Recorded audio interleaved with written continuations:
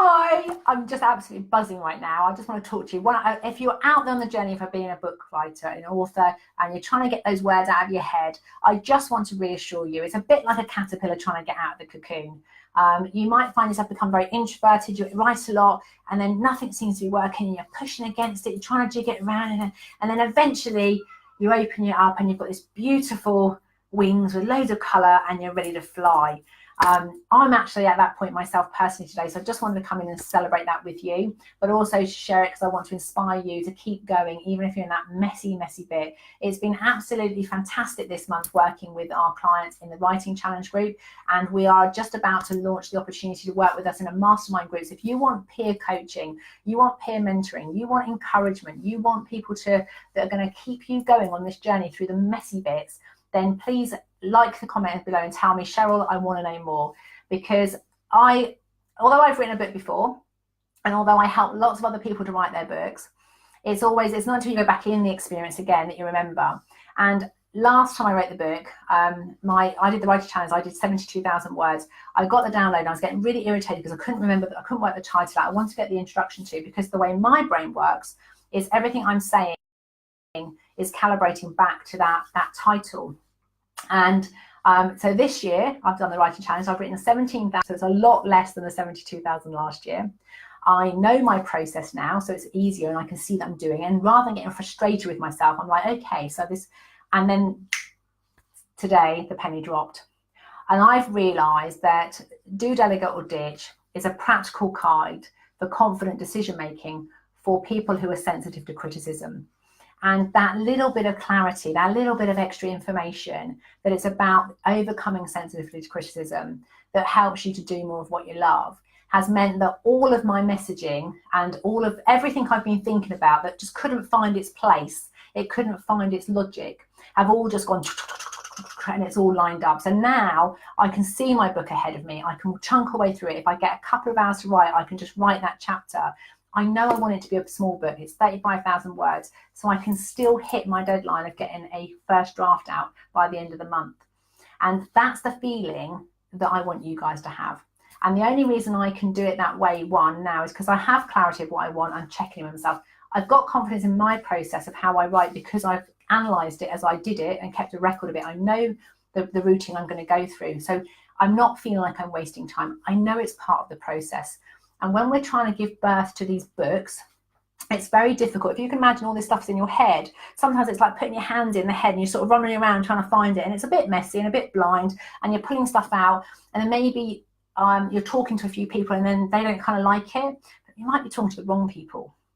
And you've got to get the right peer support. You've got to have real clarity of who you need to hear this message. I see too many people, whether it's authors or people in life, they have an idea, they say it out loud, maybe it's going, oh, it's a bit gentle like that, and they get no response and they think, oh, it's not worth it. But they didn't ask the right people, they didn't say it with clarity and confidence, and they didn't tell them that they are looking for feedback. They didn't tell them that's what I need from you. So I've really enjoyed the first part of the author's journey for me again. So I've gone from dreaming about Do, Delegate or Ditch, which has been a book and a workshop I've been running since 2009. I tried to write it in 2015, but Manage to Quit It needed to come out first. It feels like it's coming alive today, and I'm really excited about it. I can feel it, I can see it, I can own it, and I know it's going to happen again now. I remember this feeling before, and I'm noticing it's a lot quicker this time. I've done the talking about it, but instead of just talking about it, I'm chatting with purpose. The last time I was talking about it, I talked about it for 6 years with the other book. This time I've been chatting with real purpose. So I'm talking to people who will resonate with having a sensitivity to criticism, who are trying to please lots of people and lots of things, and they keep putting their own desires on the back burner because they want to meet the needs of others. And that's absolutely fine. You want to be a caring soul, that's great, but you can only do that for so long. And you can only put the needs of other people on the back burner too for so long. So it's a time thing. It's like a dance. You have to be able to calibrate and move between the two. And when you work out what your flow is, then you can dip in and out of all those things. So I've been talking very purposely with people who I know are my ideal client, who I really want to use this stuff to help them. And I've been purposely putting stuff out there. I ran a pilot scheme, I run a pilot mastermind group, so I could do the stuff, see the response, remind myself. which I know I have a simple process. I know that when I run the program, there's these 8 things I do, but I couldn't get this preamble thing to work out how to filter it into everybody. And by having some more conversations, I got some people that are marketing experts to come and talk to me and have a look at my stuff, and they gave me some feedback. And then the penny dropped this morning, because I started putting it all together I got up this morning and I was like, yes, I know what it is. So if you're in that messy phase, that sort of dreaming, talking, planning, structuring, and the writing just doesn't seem to be happening, then make sure you are communicating with yourself and others about your book with clarity and confidence. Make sure your chatting is purposeful. Make sure that you are chatting with a specific outcome in mind, that you want to know whether this works or this doesn't work. And if you're going to do it for feedback, whether you should or shouldn't do something, make sure you ask a minimum of 10 people. Because you get somebody on a bad day, this is where the time thing comes in. They might say no to you, but later it would be a yes. So when you're getting feedback from other people, I hear people go, I've just talked to one person and they didn't like it. And they stopped writing their book because one person either didn't go, yeah, that's a great idea, or I wouldn't like that. Why would you want that? And it is so important that you remember that feeling inside that's been burning away to write that book, because your audience is waiting for you and it is ready for you to do that. So thank you very much. We've got Robbie, Sarah and Jenny with us today. I was just sharing because I'm really buzzing, because I don't like this messy bit at the beginning, particularly. I do clarity and confidence, so I really like to be able to talk with confidence. I've written 17,000 words and I just kept looking at it thinking it's a mess. But I woke up this morning and I had the whole day Tuesday writing, and today it's like, yes. So I can't wait for my next block of time blocked out, which I think is Friday now, when I've got some time to write, because I will be able to get up and actually get those words on paper. So long as I don't have any more family disasters, which we've had this week, that have taken me a little bit off track, and the time I need to dedicate with other people where, the time wasn't there. But that's the great thing. When you've got clarity and confidence, you can just do bits at a little time as you go along. Jenny, you put happy to read it for you if you want. Right, okay. Thank you for that. Did you notice how that made me feel? So one of the things we talk about in our Authors Journey group and in the Writing Challenge group is about having that bravery to share it with somebody. What I'm realizing as you do that for me, Jenny, is that it's really, really clear in my head. What I'd like to do on Friday is write those first couple of chapters, because it's all been in a bit of a muddle. It's all written, and I'm just coming out the messy stage now, where I can see it in my head, but I haven't got it written down. But what I will do is take you up on that offer, that if I can send you the first couple of chapters, which will be addressing who it is and what the pain is, and the overview of the book, what to expect from it, that would be lovely. Because I know, because I remember doing this last time, I remember holding on to it and not giving it to anybody.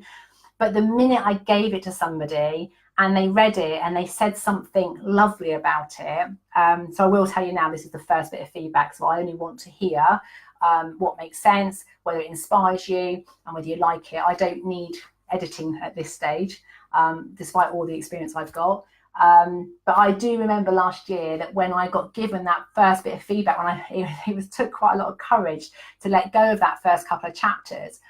But when that feedback loop came back, it was just like, yeah, because we can know it in ourselves. But the truth is, if what we're doing doesn't connect with another soul, it doesn't make a difference to somebody else, it doesn't have the same value, it doesn't have the same purpose.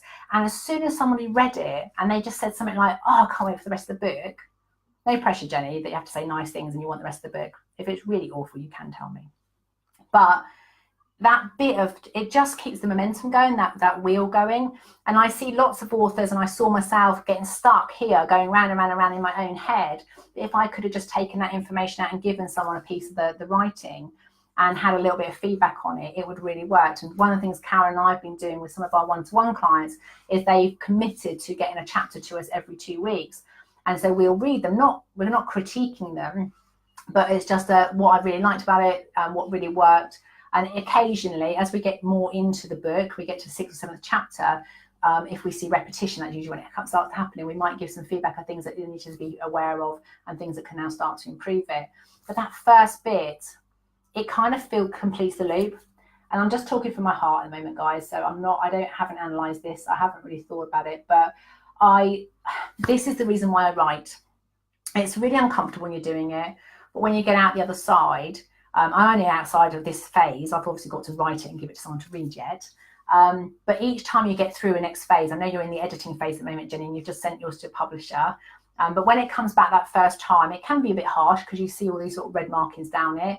But the next time it comes through and it starts to clear up and starts to get finely tuned, each time you do that part of the writing process, I feel like a bit of me gets smoothed off.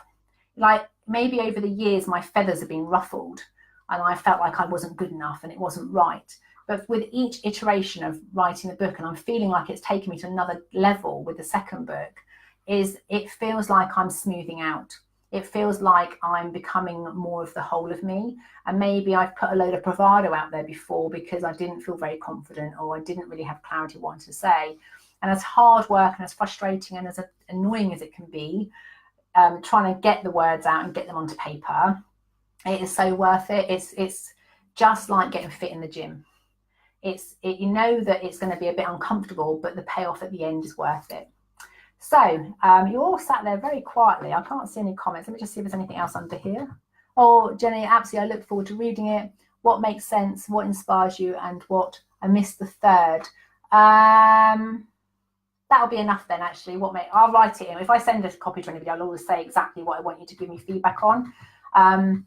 It won't be awful. You know this stuff inside out. I do, but it comes out sometimes a bit inside out. So I'm hoping I'm really feeling like I've got the first bit, the first step. And Karen's worked with me for a long time. So I always start in the middle. I go to the end. And the thing that comes out last is the thing I should have said first.